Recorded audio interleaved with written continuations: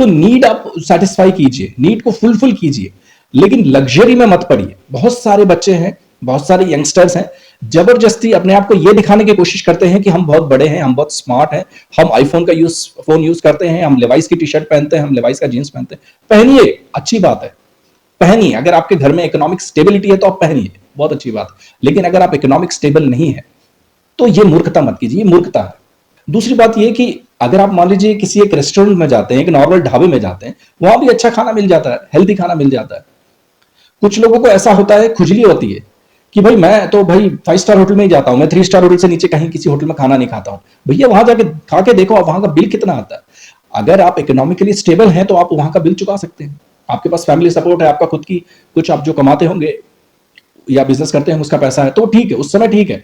लेकिन अगर आप इकोनॉमिकली स्टेबल नहीं है और आप ये दिखाने की कोशिश कर रहे हैं कि मैं 3 स्टार होटल में या 5 स्टार होटल में खाना खाता हूं या 7 स्टार होटल में जाके लंच लेता हूं और वहां जाके हजारों रुपए का बिल चुका रहे हो, तो मूर्खता है ना। 5 स्टार होटल का खाना खाने से ऐसा नहीं है कि आप बीमार नहीं पड़ेंगे, इस बात की कोई गारंटी नहीं है, पहली बात। दूसरी बात यह कि 5 स्टार या 7 स्टार होटल का खाना खाने से ऐसा नहीं है कि वो खाना खाने के बाद आप मरेंगे नहीं, हमेशा के लिए अमर हो जाएंगे। नहीं, 5 स्टार होटल का खाना खाओ चाहे 7 स्टार होटल का खाना खाओ, कि बीमार नहीं होने वाले इस बार की कोई गारंटी नहीं देगा आपको। हो सकते हैं, बीमार हो सकते हैं। तो जब 5 स्टार और 7 स्टार का होटल खाने के बाद भी, इतना पैसा खर्च करने के बाद भी बीमार ना होने की कोई गारंटी नहीं है ना, अमर हो जाने की कोई गारंटी नहीं है। तो नॉर्मल जिंदगी जी लो, और नॉर्मल जिंदगी इसीलिए जी लो क्योंकि फाइनेंशियली स्टेबल नहीं है, फाइनेंशियली वायबल नहीं है। आपके पॉकेट पे क्यों जबरदस्ती इतना प्रेशर डाल रहे हो, अपने ऊपर क्यों इतना अत्याचार कर रहे हो। गौतम बुद्ध कहते थे कि अपने पर दया करो, दूसरे पर दया मत करो। दूसरे पर दया तो बाद में करोगे ना, सबसे पहले अपने पे दया करो भाई।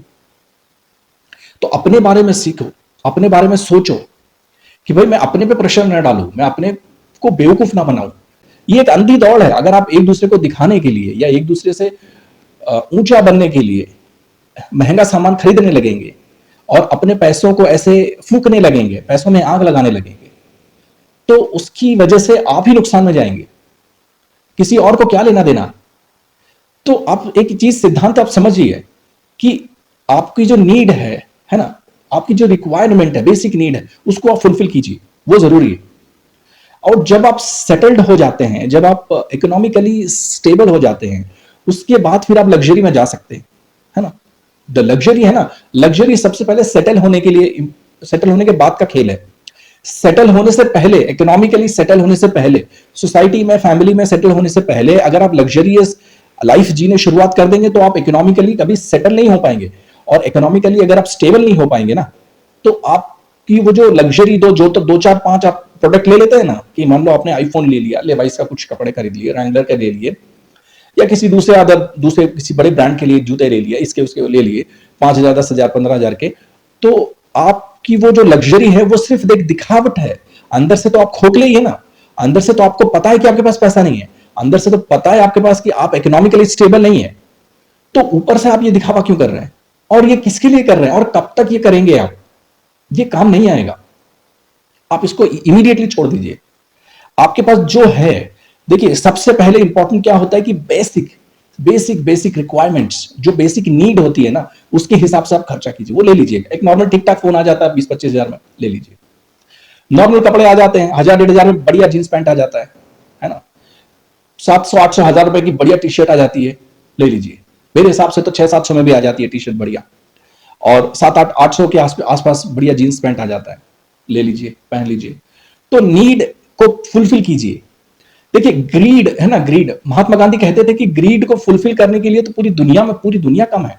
आज एक फोन आया मुझे और उसमें किसी एक व्यक्ति ने मुझसे पूछा कि सर मुझे कैसे भी करके मुझे आईफोन खरीदना है, मुझे लेवाइस का जीन्स लेना है, लेवाइस की टी शर्ट लेनी है, तो आप मुझे बताइए कि मैं क्या करूं, कैसे करूं।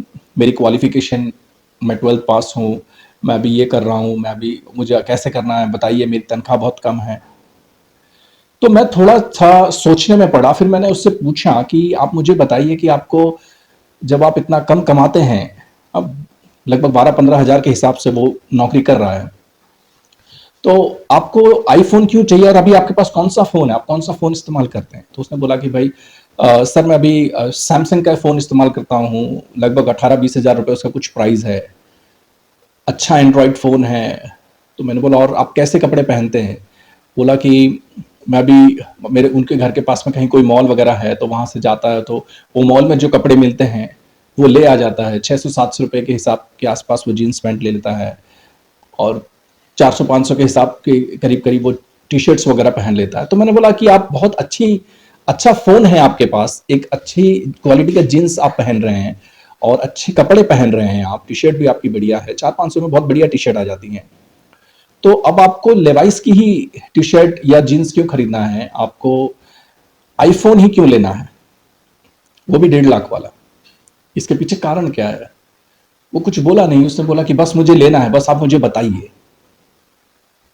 तो फिर मैंने उसको कुछ उपाय बताए, लेकिन मैंने सोचा कि ये थोड़ा कुछ इंपॉर्टेंट है कि आजकल की जो यंग जनरेशन है, आजकल के जो बच्चे हैं, वो एक दूसरे के कंपटीशन में, कहीं ऐसा तो नहीं कि एक दूसरे को दिखाने के लिए या सोसाइटी में दूसरों को दिखाने के लिए है, एक जिसको बोलते हैं ना एक रैट रेस, चूहे की दौड़, कि भाई मैं इससे आगे पहुंच जाऊं, मैं उससे आगे पहुंच जाऊं।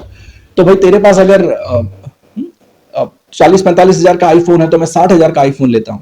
किसी के पास अगर 80 हजार का आईफोन है तो मैं 1.5 लाख रुपए का आईफोन ले लेता हूं, उससे ज्यादा महंगा, ताकि मैं उसको बता सकूं कि भाई मैं तेरे से ज्यादा पैसा कमाता हूं, मैं तेरे से ज्यादा इंटेलिजेंट हूं, मैं तेरे से ज्यादा सुपीरियर हूं, और तू मेरे से छोटा है, मेरे आगे तू छोटा है, मेरे ईगो के सामने तू छोटा है।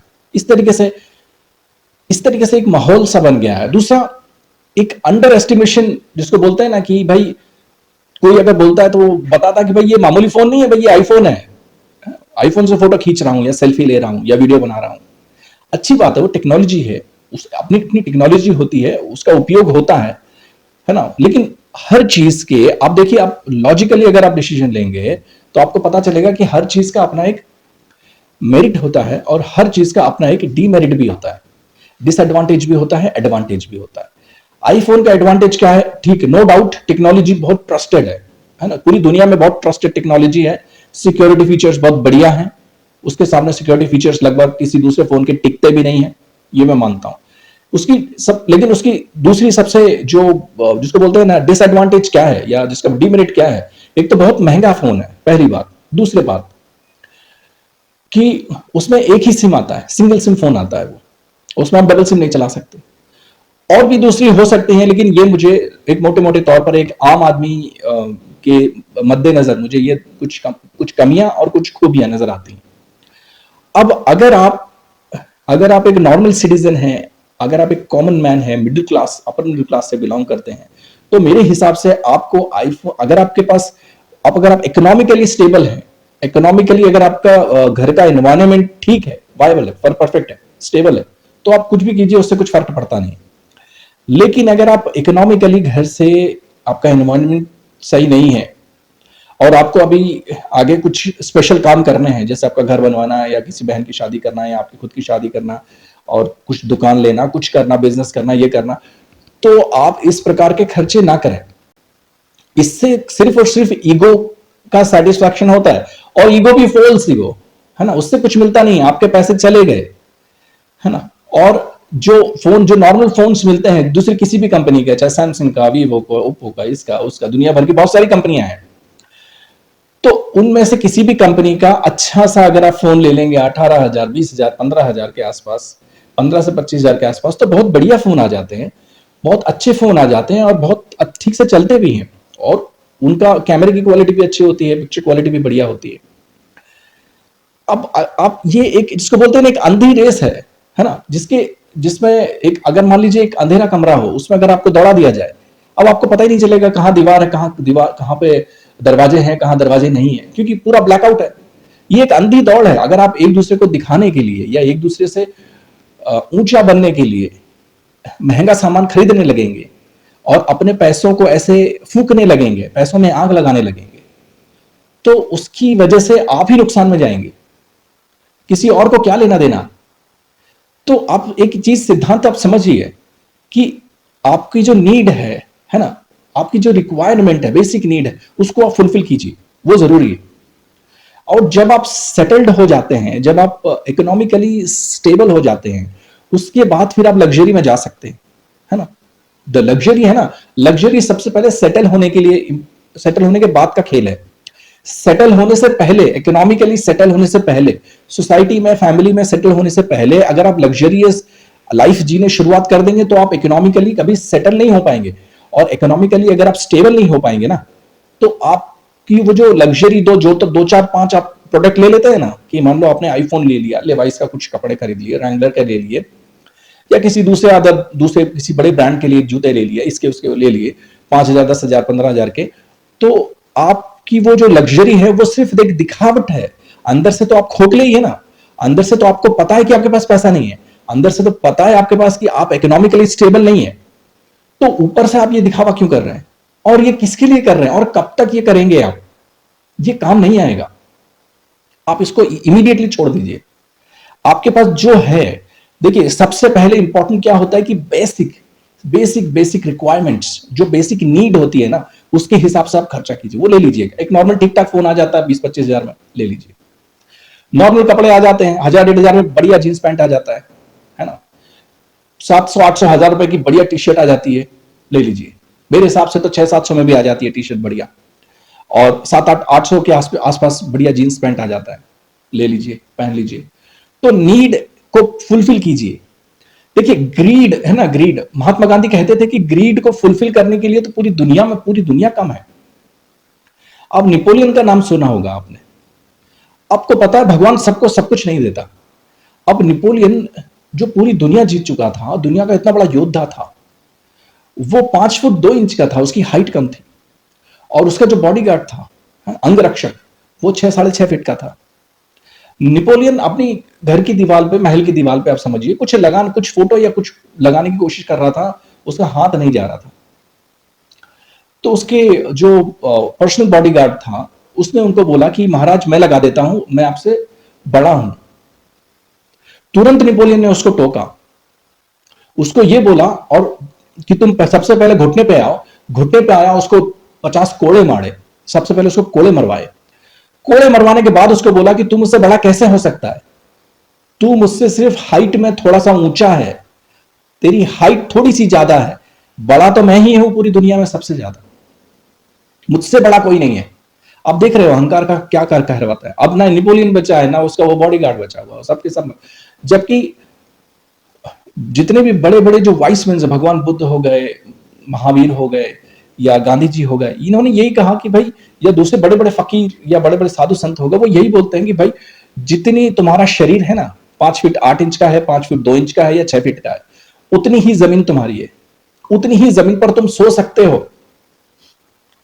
समझ रहे हो? अगर आपकी हाइट 6 फीट है तो आप 7 फीट जमीन कैसे कब्जा कर लोगे? आप सोओगे तो 6 फीट जमीन पर ही सोओगे, आप 7 फीट जमीन पर कब्जा कर ही नहीं सकते। और भगवान ने आपका जितना पेट बनाया है, उससे ज्यादा आप खा भी नहीं सकते। खा सकते हो? नहीं खा सकते।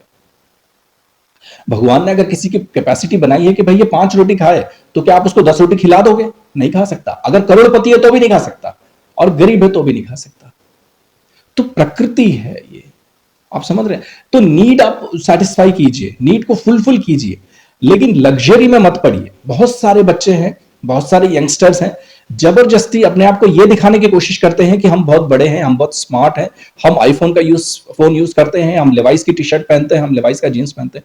पहनिए, अच्छी बात है, पहनिए। अगर आपके घर में इकोनॉमिक स्टेबिलिटी है तो आप पहनिए, बहुत अच्छी बात है। लेकिन अगर आप इकोनॉमिक स्टेबल नहीं है तो ये मूर्खता मत कीजिए, ये मूर्खता है। दूसरी बात यह कि अगर आप मान लीजिए किसी एक रेस्टोरेंट में जाते हैं, एक नॉर्मल ढाबे में जाते हैं, वहां भी अच्छा खाना मिल जाता है, हेल्दी खाना मिल जाता है। कुछ लोगों को ऐसा होता है, खुजली होती है कि भाई मैं तो भाई 5 स्टार होटल में ही जाता हूं, मैं 3 स्टार होटल से नीचे कहीं किसी होटल में खाना नहीं खाता हूं। भैया वहां जाके खा के देखो, आप वहां का बिल कितना आता है। अगर आप इकोनॉमिकली स्टेबल हैं तो आप वहां का बिल चुका सकते हैं, आपके पास फैमिली सपोर्ट है, आपका खुद की कुछ आप जो कमाते होंगे या बिजनेस करते हैं उसका पैसा है, तो ठीक है, उस समय ठीक है। लेकिन अगर आप इकोनॉमिकली स्टेबल नहीं है और आप ये दिखाने की कोशिश कर रहे हैं कि मैं 3 स्टार होटल में या 5 स्टार होटल में खाना खाता हूं या 7 स्टार होटल में जाके लंच लेता हूं, और वहां जाके हजारों रुपए का बिल चुका रहे हो, तो मूर्खता है ना। 5 स्टार होटल का खाना खाने से ऐसा नहीं है कि आप बीमार नहीं पड़ेंगे, इस बात की कोई गारंटी नहीं है, पहली बात।